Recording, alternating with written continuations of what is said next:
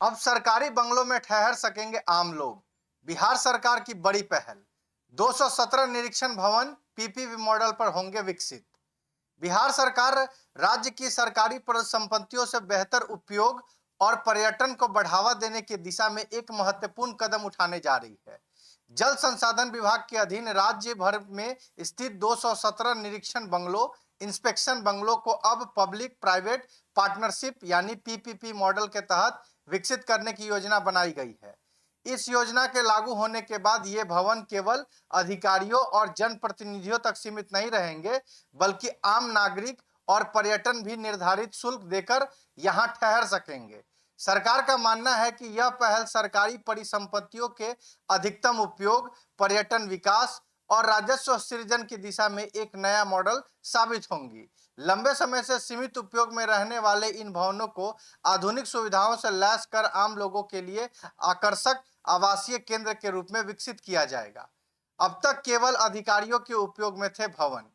जल संसाधन विभाग के निरीक्षण भवनों का उपयोग अब तक मुख्य रूप से विभागीय अधिकारियों, अभियंताओं, मंत्रियों और प्रशासनिक अधिकारियों द्वारा किया जाता रहा है। राज्य के विभिन्न जिलों में स्थित ये भवन अक्सर सरकारी बैठकों, निरीक्षण दौरों और प्रशासनिक गतिविधियों के दौरान उपयोग में लाए जाते हैं। हालांकि अधिकांश समय इनमें कई भवन खाली पड़े रहते हैं या उनका सीमित उपयोग होता है। सरकार ने अब इन परिसंपत्तियों को जन उपयोगी बनाने का निर्णय लिया है। इसके तहत निजी एजेंसियों को इसके संचालन और रखरखाव की जिम्मेदारी सौंपी जाएगी। इससे इन भवनों की स्थिति में सुधार होगा और आम लोगों को भी बेहतर सुविधाएं मिल सकेंगी।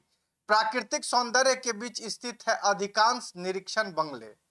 इस योजना की सबसे खास बात यह है कि अधिकांश निरीक्षण भवन नदियों, बांधों, बैराजों, जलाशय और प्राकृतिक स्थलों के आसपास स्थित है।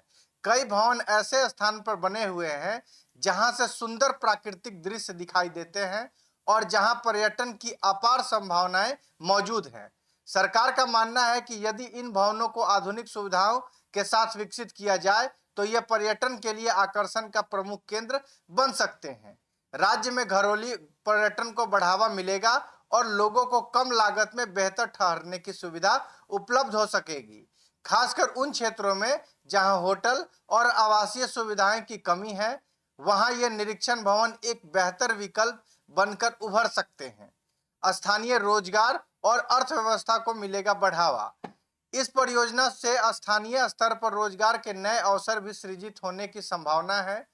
भवनों के संचालन, रखरखाव, सुरक्षा, खान पान और पर्यटन संबंधित सेवाओं के लिए बड़ी संख्या में स्थानीय लोगों को रोजगार मिल सकता है।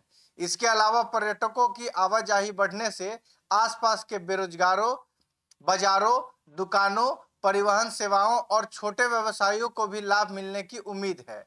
सरकार का मानना है कि यह योजना ग्रामीण और अर्ध शहरी क्षेत्रों की अर्थव्यवस्था को गति देने में सहायक साबित होंगी।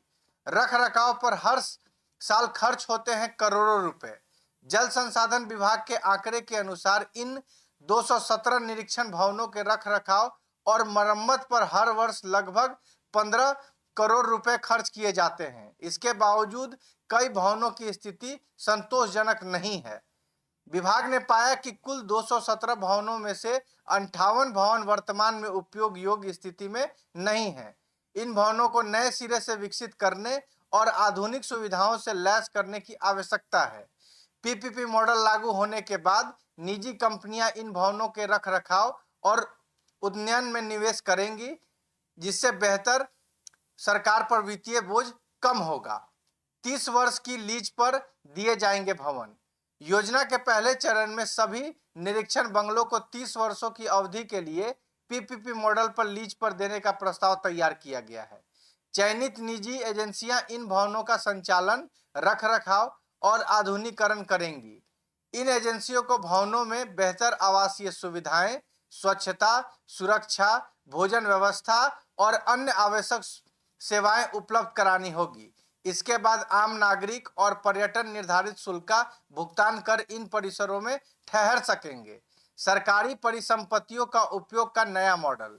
विशेषज्ञों का मानना है कि बिहार सरकार की यह पहल सरकारी संपत्तियों के उपयोग का एक अभिनव मॉडल साबित हो सकता है।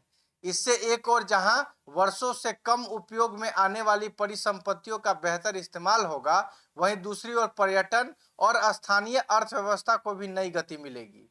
सरकार को उम्मीद है कि इस योजना से राजस्व में वृद्धि होगी, रख रखाव पर होने वाला खर्च कम होगा और आम लोगों को भी प्राकृतिक वातावरण में बेहतर ठहरने की सुविधा मिलेगी। यही वजह है कि इस परियोजना को बिहार में पर्यटन विकास और सार्वजनिक उपयोगिता के क्षेत्र में एक महत्वपूर्ण और दूरगामी कदम माना जा रहा है।